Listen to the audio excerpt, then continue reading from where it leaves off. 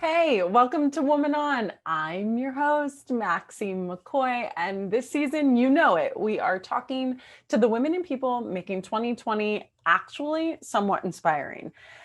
This week, though, y'all, we have a special episode in store because, hey, we're hitting the holidays and those holidays are going to look a little bit different this year because we are all home, literally home for the holidays. And I am very home. I am in my sunset nook. It's one of my favorite places in my tiny apartment.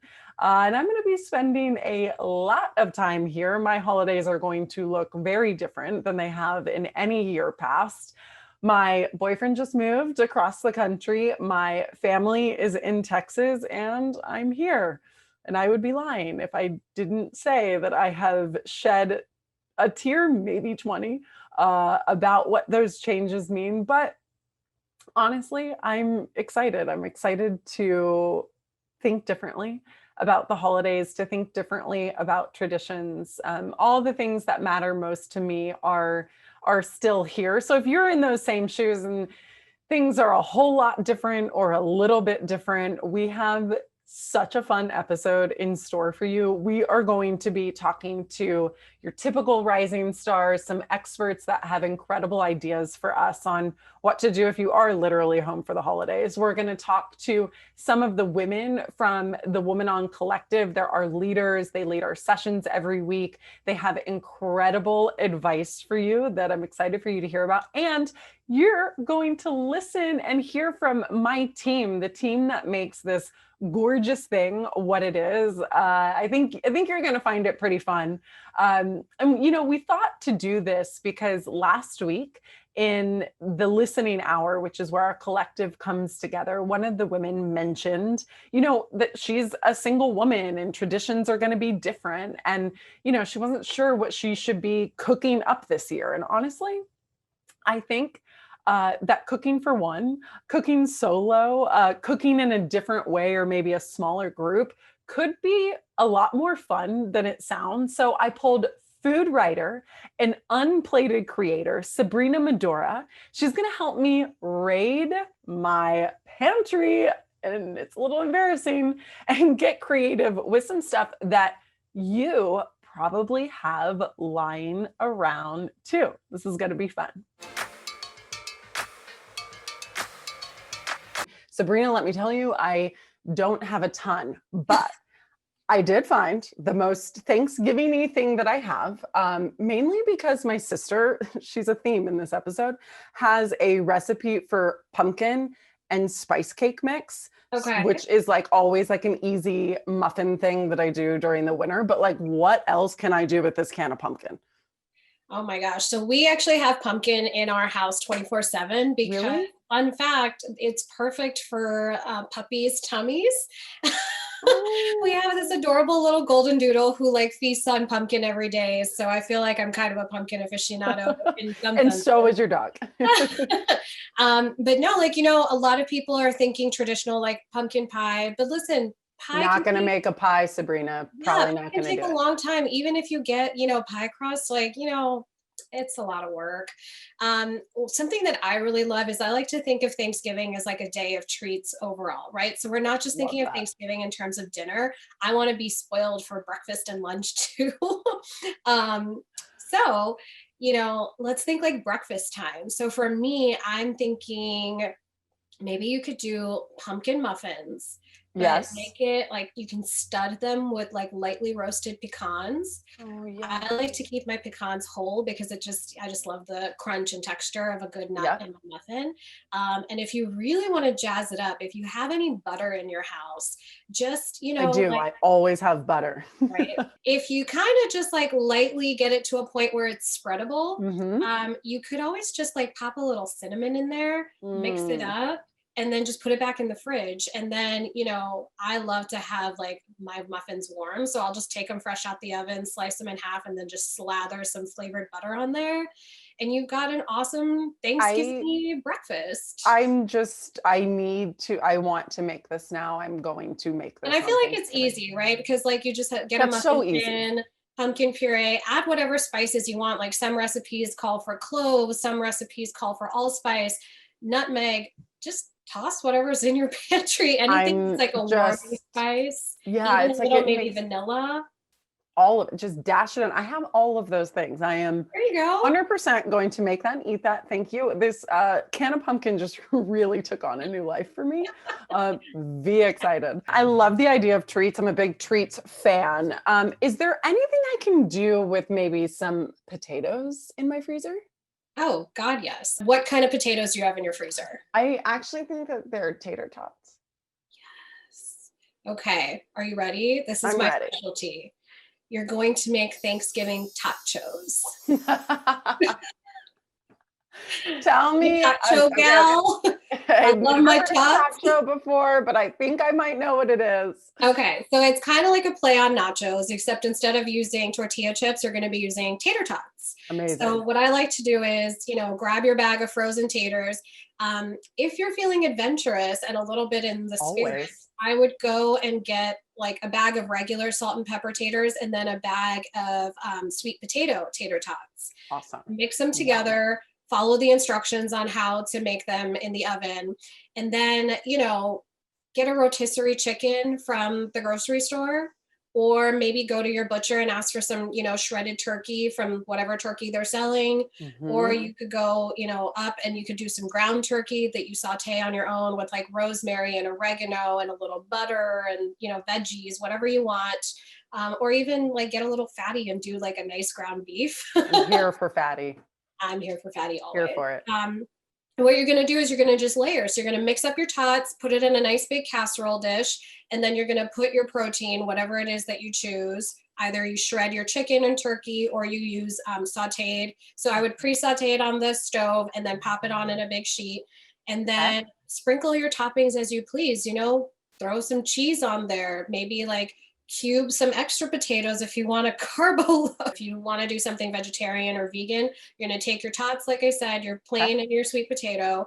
I would go ahead and roast some Brussels sprouts separately in the oven. So cut them in half or in quarters, saute them, or just like pour a little olive oil on top, salt and pepper, whatever seasonings you like, and get them to a point where they're like crispy caramelized on the outside, and then roll them in with your tots and then sprinkle the nooch on top. It is so good. And then you can add red peppers, you can add green peppers, you can add carrots, you can add pretty much whatever you want. I'm not good at cocktails and I don't have a robust bar cart. I have bottles of wine. But I did find this little guy, which is a great for a cocktail for one, if I had any other ingredients. Okay. So you're basically describing me. Prior to 2020, I had no liquor in my house at all because I didn't know what to do with it. I didn't have anything fancy, none of those mixers, shakers, whatever. And so I also, I'm not the type of person that likes to put a lot of effort into my cocktail. I just like it to be easy and taste good. So honestly, any of those little airplane sized bottles, and my trick is tequila and pomegranate juice. Oh, I have grapefruit juice. I feel like that and vodka would go great. Yeah, I didn't think about that. Okay, great. Totally. And then you can enjoy it for brunch with your pumpkin pecan spiced muffin. Or you could just like sip it with your tachos. Yeah, I do love to bake. But also I haven't been doing it much because being alone, I'm like, I don't want to eat all 90 of these cookies. So do you have any advice for anybody that wants to bake? Lots of times I think about dropping cookies off, but how do we spice it up? What do we do? Yeah. Okay. So, I'm the type of person that I like to bake the cookies and then the cookies just sit there for days and days and days. Right. So we would be a good pair. I wish you were my neighbor. I would eat them. Right. So I'm now of the mentality where I like to, make the cookies a little diverse, if you will. So I like to make one batch of the dough and then I will half it. And then, one section of toppings, I love putting like chopped up Snickers bars, marshmallows. I have M&Ms. M&Ms. On top or in it? In it. Okay. Ooh, yeah. Just get it all baked in there. And then, The second batch, you can just make regular chocolate chip. I personally love chocolate chip and walnut. That's my favorite. So then you've got, less cookies of just one type, and you've got 2 different types. Oh, smart. And I also like to bake them a little larger so that, I'm using up more of the dough and it doesn't feel like I've got a million cookies in the freezer. Yeah. All right, let's talk about the main course. I've never made a turkey in my life. Me either. Okay, great. Always been my mother. Always. It's always actually, again, my sister's father-in-law. So what do we do? How can we think about entrees or the main meal, I should say? Okay, listen. 2020 has been the year of ambition in the kitchen, right? We have taken care of our sourdough babies. We have made the beautiful boules. We have made homemade pizza and homemade pasta and homemade this and that. For me personally, we can't celebrate with our friends and family this year, which is the biggest heartbreak. But that means it's just going to be maybe 2 of us, maybe 4 of us at the most. Yeah. Do not sit there and try and bust yourself to create this perfect Thanksgiving meal. Don't do that to yourself. You don't need the stress. Honestly, the way I'm doing it is I'm knocking out 2 birds with 1 stone. I am making sure that I don't have to do any heavy lifting or cooking, and I am ordering out from a restaurant to support a small business. Because these guys, every restaurant I know is offering, a big Thanksgiving spread, a Thanksgiving discount. And frankly, these guys, restaurants have always given up all the holidays to be there for us, right? They're never celebrating their birthdays. They're not celebrating their Christmases because they're busy helping us celebrate ours. And I can't think of a year where this matters more. Support restaurants. We have order to. From your favorite restaurant. Order from a new restaurant. Discover something. I also think, for me, it's kind of a fun thing. Maybe instead of, trying to go traditional turkey, if you really want to treat yourself, go to a slightly higher end restaurant and see if they're doing, a duck. I'm a big, huge duck person, so I kind of want duck this Thanksgiving. You're where can I find the duck? Right. And then also, forget the baking and support your local bakeries, or even just pastry chefs who have been laid off because dessert is no longer a huge thing for takeout. There's a lot of pastry chefs that are now just operating out of their own kitchens. Find, one in your neighborhood, find one in your area, support them, put in your order. I found that they are all so accommodating. Even if you put in a last minute order, they will make it happen for you. I love that. A better way to really give back than, support someone else, enjoy the spoils of it, and then don't do any dishes. Hello. And Sabrina, this, as you're encouraging us to think locally, to potentially hire, the pastry chef that doesn't have a job any longer, to order from a local restaurant. This is literally the work that you're doing. Your shirt, Unplated. Can you tell us a little bit about it? Yes. Okay, so Unplated actually just turned 2 years old this week, which is crazy. Happy birthday. Thank you. So Unplated is an independent website that I created 2 years ago. And the whole idea behind it was, mainstream food journalism was basically consisting of restaurant reviews and high-end chef profiles. And that was kind of it. And I just kept thinking man, there's so much more to the restaurant industry. I want to know, how does a restaurant operate? How is recipe creation happening? What is the economics of a restaurant like? How do restaurants work with local farmers to support our food system? And then also, what is it really like to work in restaurants? Because what I saw 2 years ago was, I saw Top Chef, I saw things on Food Network, and it was all very glamorous. Or you see the Gordon Ramsay side of it, where it's oh my God, don't ever let me go in that area. And so I just kind of set out to tell real stories about real people in an industry that has played such a predominant role in all of our lives. We really like to focus on people of color. We really like to focus on women, minorities. We don't just talk about restaurants. We talk about the farmers and the farming system. We talk to people that are in, beverage development. We talk to investors on, what makes a restaurant worth investing in. And we try and create a community for people who work in the restaurant industry to sort of share ideas together and really just boost each other up. And so it's totally independent. I've been running it by myself since 2018, November. And it's hard work. You know, I have a full-time job pretty much, and this is everything I do on top of that. And, you know, we're not funded in any way. We don't have any sponsors. And by we, I mean the royal we, me.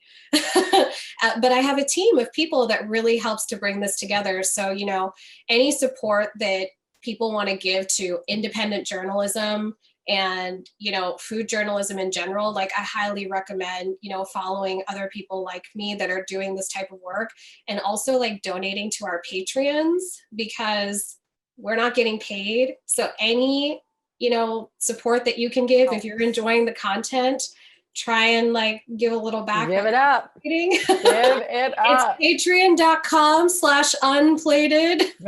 Get her. Sabrina, thank you. Thank you so much, not only for the work that you're doing, but also for being here. We're so grateful. Yes, thank you for having me. Yeah. This is so great.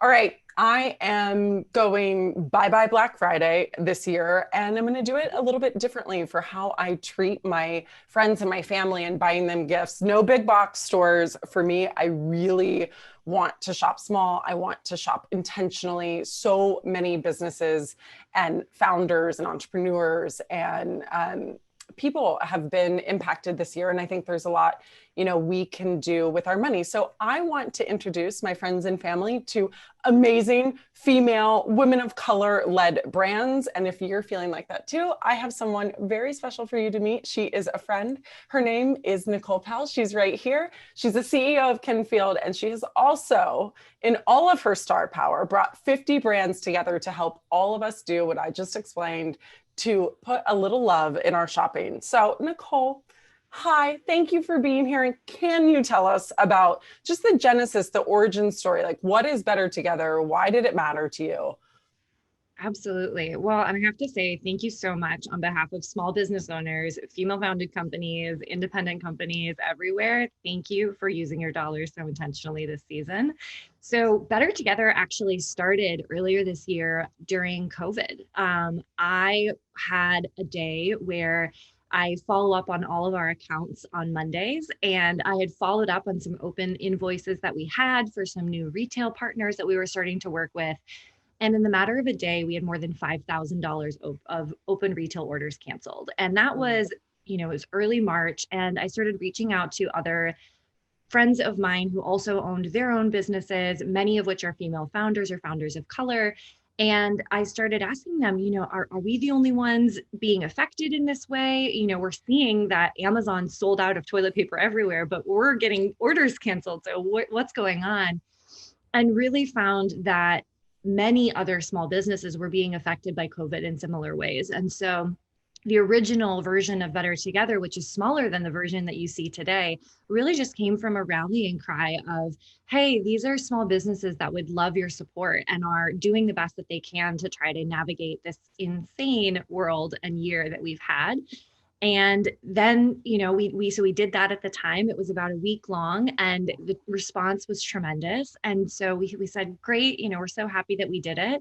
But then this holiday season, when we were thinking just actually internally as a team about the gifting that we wanted to do, we found ourselves actually pulling up that list again and saying, well, what brands should we be gifting? And that was our aha moment to say, you know, we should probably revitalize this and add some new brands, some new friends that we've met in that time since March, and relaunch it as a holiday gift guide that really is just designed to have something for everyone on your list, all with the guise of being able to support small businesses, female founded businesses, minority-led businesses this holiday season. That sounds like it's having amazing power for the brands that you linked up with, for you as a founder. What is it about the redistribution of wealth in those small shopping choices that has such an impact on the women running these businesses?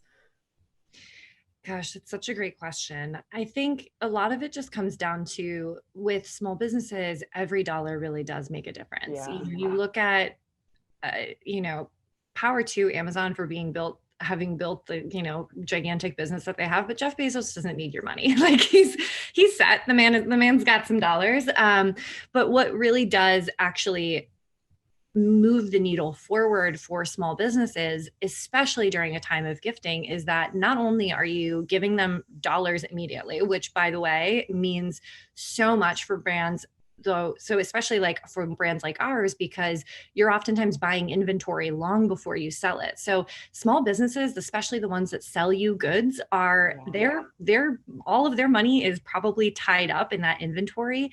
And small businesses have to make bets ahead of time where they say, okay, we think that our demand is going to be X, and we're going to put all of our money into inventory to support X and hope we get there. And so it really does affect those small businesses and their cash flow, which is ultimately what, honestly, a lot of small businesses live and die by.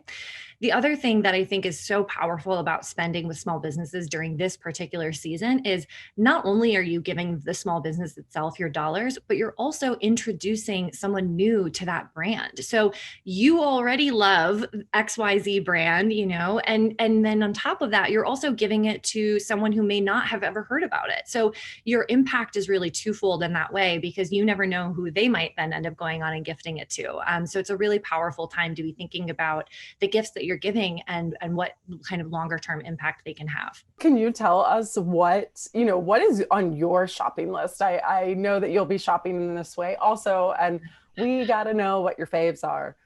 Oh, okay. Well, I'll start by saying there's no way to pick favorites, I think. So what I can do is I can tell you some of the people that I'm gifting for, but truly every single brand on Better Together is worth a click, and go and check it out. And I guarantee you that you will be able to find a new brand for everyone on your list. So some of the ones that I am gifting particularly. So for my younger sister, who is a sustainability junkie, we are very alike in that. I'm planning on giving her a set of Thousand Fell sneakers. Thousand Fell does a closed loop sneaker that's made from recyclable materials and can be returned back to them afterwards. And it's a female founded brand, and it's fairly new. Oh my God, that's so cool. Because I literally never know what to do with my shoes. I'm like, love that. They're tough for donating too, because usually by the time you've worn out a pair of shoes and want to donate it, it's not fit for someone else. And so that's why I'm so excited personally for Thousand mission. I think it's a great one. So that's what I'm getting from my sister. My mom is a doctor, and you can probably guess that she has had a busy year. So I'm always trying to figure out ways to give her the gift of self-care in a way that doesn't feel like a chore or like another thing to be added to her list. And so I'm going to be gifting her We the People has a new bergamot bath soak, and it is divine. I may have already gotten myself one, and now I'm just going to be adding on more and getting her one as well.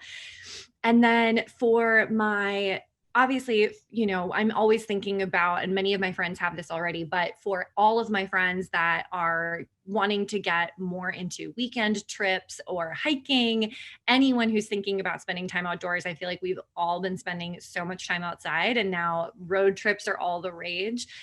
We put together some really great new weekender kits of product at Kinfield, which is my company, and obviously we make clean products for the outdoors. And so really designing for that easy experience if you're trying to get, maybe starting the new year off strong with a new weekend trip. Can you tell us where to find the Better Together campaign, where to find all the Kinfield products? Absolutely. So the whole Better Together campaign and Kinfield are all in one easy package. So you can find everything at kinfield.com, and that's Kinfield, literally your kin in a field. And the Better Together campaign, it is linked right in the header of our website, so you can't miss it, but you can also go directly to it from kinfield.com/Better Together. Amazing. Nichole, you're the best. Thank you for all of these ideas and the work that you're doing, supporting other women-owned, women of color-owned businesses. Happy holidays too. Thank you so much. You as well. Thank you so much for having me and for highlighting this campaign. It really means the world.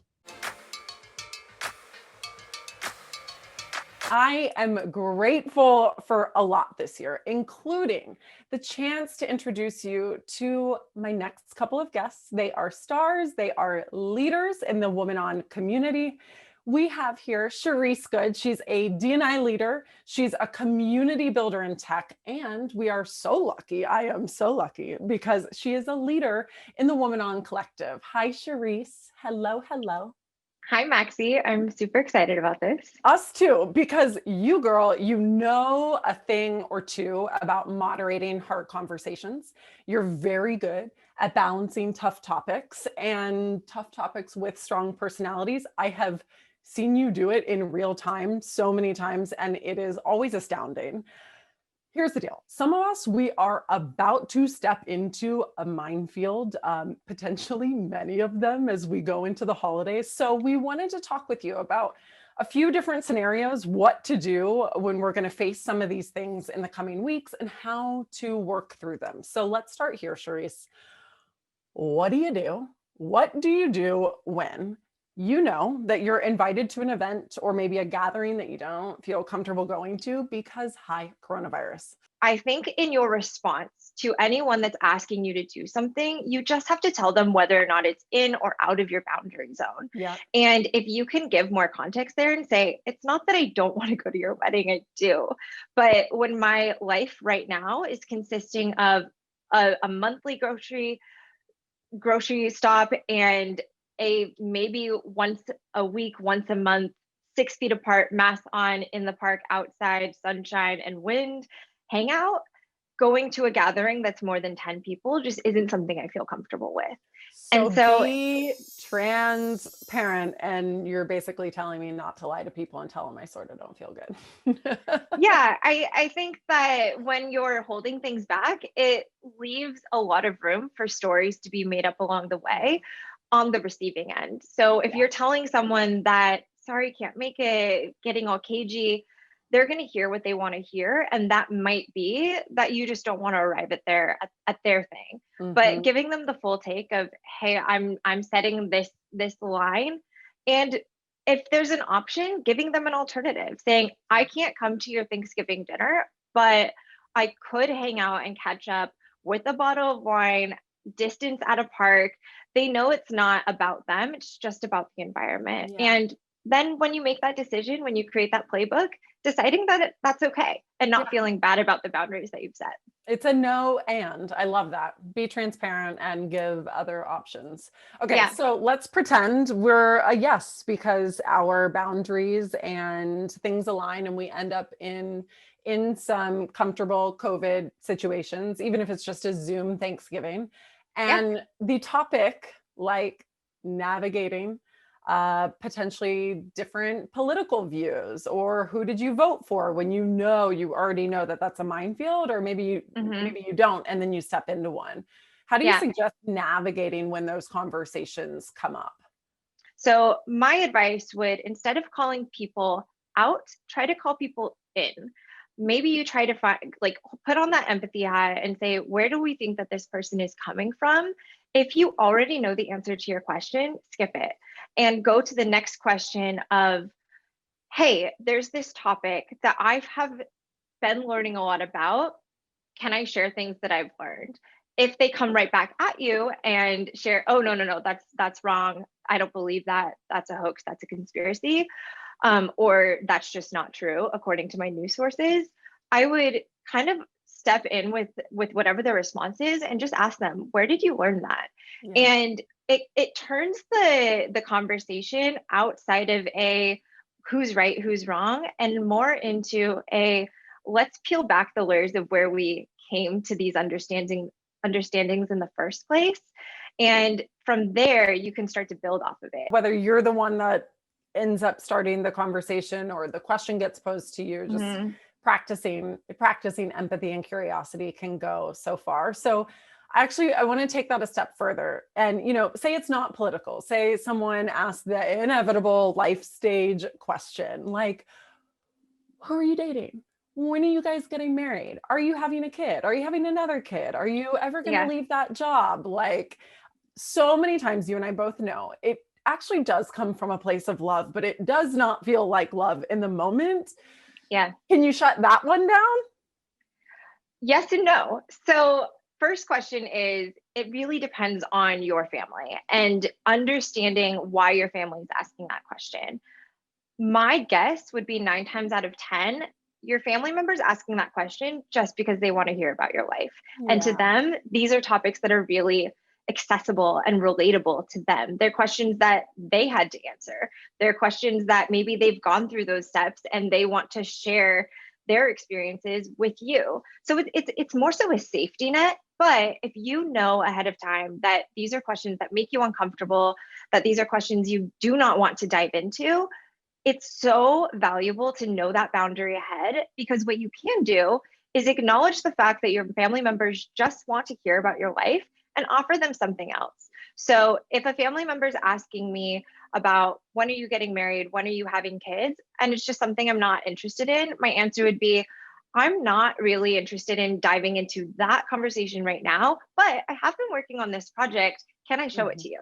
Or I do have this really cool thing going on at work and I'd like to tell you about it. Would you be interested? I bet that they would say yes, because they're just trying to tap into something that you can share with them. Yeah. And so be ready with your pick and choose of like, what topic can you bring that would fill the energy of that room in a way that you have control over it. Totally. It's giving them the emotional connection that question was trying to serve. It's such a brilliant point. And on that note, I think you've given a really good way to change the direction of that conversation. Is there anything that you use in your own sticky conversations and family situations that break the ice and can like totally change the energy of a room around when stuff gets weird, which it gets weird for all of us? Yeah. So I'm known for poking the fire a little bit. As we're here because I like to have hard conversations. So my partner likes to remind me when it's time to change the subject. I get that nudge saying, this isn't, we don't need to keep going. We can revisit this at another time. So I would say that in these moments, this is the time for weighted questions. It's the time to say, what are you most looking forward to when things reopen? That's something everyone can relate to and everyone's thinking about. It can be really tempting to click into the negativity that we've experienced this year, but it's not really productive, and it like brings everyone down, makes people mad, frustrated. Then we're like coming into politics again. So having some sort of weighted questions, like what are you most hopeful for in this next year? What are you looking forward to travel to next? What are you looking forward to doing when like the stores reopen? Which one do you want to go to? And having some things in your back pocket about what have you been thinking about? What are you dreaming about? And as cheesy as it may sound, it brings this positivity to the room in a way where everyone has been thinking about it. So it's relatable and it's weighted in the sense that no one can answer with something negative when you're asking them what they're looking forward to. 100%. So that's something that I've been keeping in my back pocket. Yeah, it's so smart, Sharissa. And I love that you acknowledge that you're also the one, you've learned this the hard way, potentially. Let's just say that.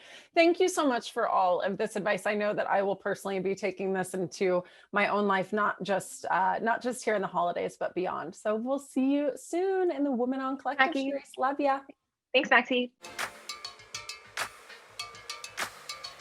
All right, y'all, a hard conversation I have been having with myself, what feels like all year long, is finances.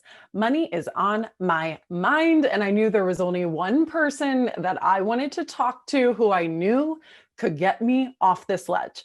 Jacqueline Twillie, CEO of Zero Gap. She helps women get comfortable with their finances, how to talk about it, how to manage it, money on their mind, money in general. So she's amazing. Jack, you're amazing. You're also, you all guessed it, one of our Woman On leaders. So Jacqueline, hello. Thank you for being here. Hey, and I'm so excited to talk to you. And I love talking about this topic. Girl, we are gonna dive in. Okay, here's what I know that I've been hearing, which is, and gosh, that we've all been feeling. It's money, but it's also fear around money, fear of a recession, fear of a lack of funds. Help. What do we do? Yes. What do we do with all that fear? All that fear. The first thing is get all of the fears and write them down on a Post-it note, Right. So the reason why I do that is because anything we don't confront, the fear amplifies and it becomes like a boogie monster under the bed. And then we get freaking terrified of recession, not having enough money, all the things. So write them down on a Post-it note and then ask yourself, is it true? And some of it is, So you think I hey, need to do this? you definitely should. And then ask yourself, is it true? And if it is, cool, what do you do next? Because there's always things you can't control, but then there's always something you can control, even if it's the tiniest step. So get rid of the boogie monster under the bed and face it. Okay, so you wrote down your next step. So now you know what tiny step you have to do next. Girl, such a good idea. You're just 100% spot on. Look it in the face. It's not as boogie as we all think that it needs to be. All right, here's the next thing I want to know. I've been hearing a lot of people who want to change careers, change jobs, and they keep asking me, is it totally crazy to do that, to do it mid-pandemic, mid-recession? What are your thoughts? I think you do it, but there's a caveat. You got to do a little bit of research to read the tea leaves of the industry. And you need to know if what you're moving into, how that industry is doing in the middle of this pandemic. So like travel and things like that, not the greatest time, but you have some technology platforms that are booming. So really think about if you're making that switch, how's that industry doing right now? Just ask yourself the question. A little bit of research goes a long way, doesn't it? Girl, like 5 minutes on Google. You good. All right. So you know this because you're one of them. A lot of the women in the Woman On community, a lot of our members, our audience members, they're business owners like you, like me. And if you are in that place, anyone listening is in this place, how should we be thinking about end of year 2021, clients, financials? Like, should I be planning that this thing is going to be going on forever? When do I get to turn a leaf? How are you thinking about it?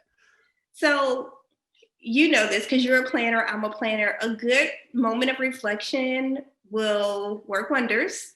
So really look back over the year. We've all had to pivot. We were forced to over the year.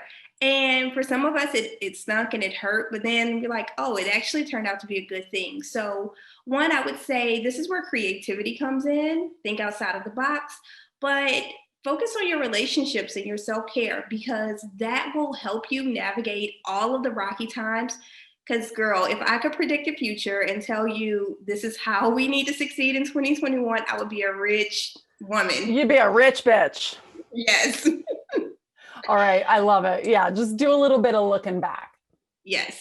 Yeah. All right, Jack, we will see you very soon in the Woman On community. Appreciate you. All right. Batshit grateful as always. Mwah. All right, y'all, we know that the holidays are going to be different this year. They're different for all of us, for everyone, even if you're home and living with your family or you're going to be alone in a different state. And so I want you to meet the most amazing women, the women that you have not met yet, the women who are part of the Woman On team right here. They are who brings all of this magic to life. Say hi, ladies. Hi. All right. I want you, because you're my favorite humans ever, to tell our viewers a little bit about who you are, what you do on this team. Betty Jean, let's start with you. Hey guys, I'm Betty Jean, and I am the social media producer, director extraordinaire. I'm the face you always see on our reels. She's our reels girl. Sharissa.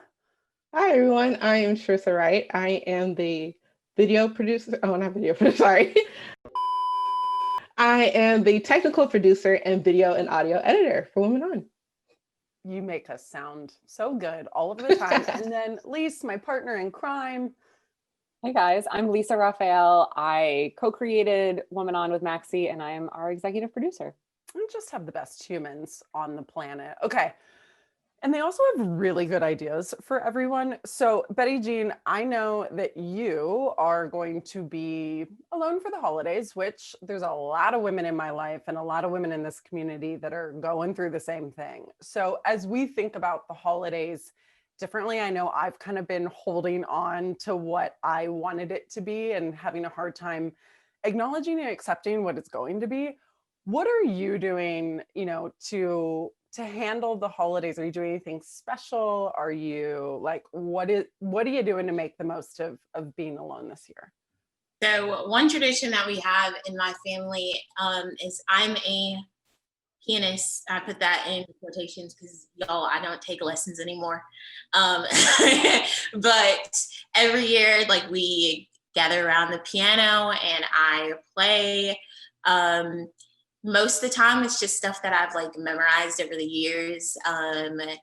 And this year, no one's gonna be in my house to like hear except for my grandmother. So we're just gonna be hopping on Zoom and I'm gonna play a little bit of the piano. I used to play the flute in high school, so I might even bust out the flute. Damn. Yeah, pretty sure my lungs are not at the capacity that they used to be, and my embouchure is just not it. So it's probably going to sound terrible, but I'm going to try. Lizzo might be calling both of you just to start a trio, I think. Yeah. Betty Jean, did you ever think that someone would make the flute cool again, like Lizzo? Like, wow. Honestly, not going to lie, I kind of sort of thought the flute was always cool just because I played it. Like, it is cool because you played it. You were 100% right. Oh, I think that'll be a lovely, lovely moment for your family. I'm glad you're carrying the tradition on. All right, Sharissa, you are in a little bit of a different position. You are at home with your family anyways, so there won't be huge drastic changes. So what are you doing to adapt to this? What might be different this year? Yeah, I just wanted to document what is going on this year, because to say it in a nice way, this year's been different. So I just wanted to, make sure that I can still look back on the good times and the good memories and new traditions that my family can start. So I decided to do Vlogmas on my YouTube channel, which is vlogging every day between Thanksgiving and Christmas. And so I encourage everybody out there to, even if you don't post it on YouTube or social media in general, just to have it for yourself, to have, like home videos back in the 90s and back in the day when we used to document. When neither of you were born. Well, I was born in the 90s. There's some tapes floating around my house somewhere. JK. But yeah, just keep it up that B-roll tradition. some of those tapes, Sharissa. If I can find them. and make and them not digital, embarrassing. Yeah, I don't even know how you digitize this. Walgreens does it. It's possible. Okay, if we, the three of us, and anyone listening wanted to tune in to the Vlogmas, tell us where to find it. Yeah, so my YouTube channel is youtube.com/Sharissa Nichole, and hopefully it's entertaining. I'm doing it for me, but if anybody wants to watch, I will be there. I'm very entertained always. So I love that. I think that I think what you said too about, even if you don't post it, being able to have the moments that you can reflect back on. Yeah. I do that a lot in downtimes, just kind of like go back to happy moments, and they're there for us, even if we don't let the world in. Mm-hmm. I love that, Sharissa. Okay. All right, Miss Lisa Raphael, what are you doing, girl? Thanksgiving is a big chosen family holiday for me. And obviously Friendsgivings this year, white elephant, Yankee swap exchanges, like it's just probably not going to happen. So instead we're doing a lot of virtual game nights. Did a trivia last night. We're about to do Pageant, which is a game that a couple of my friends created. It's basically everyone comes together and hosts a mini game. It's kind of like the first, 20 minutes of your favorite reality show. It's like you come and you host a little game and you're the judge of that game. And then the end, there's like a winner who has won the most of those games. It's very fun. Wow. Would recommend it. How do you make up a game? Is it just like... it can be...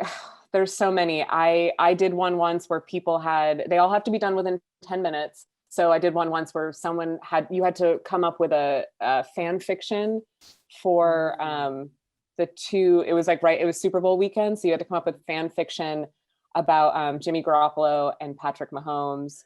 I've done ones where like you have to write a haiku about someone in the group. I'm so good at haikus.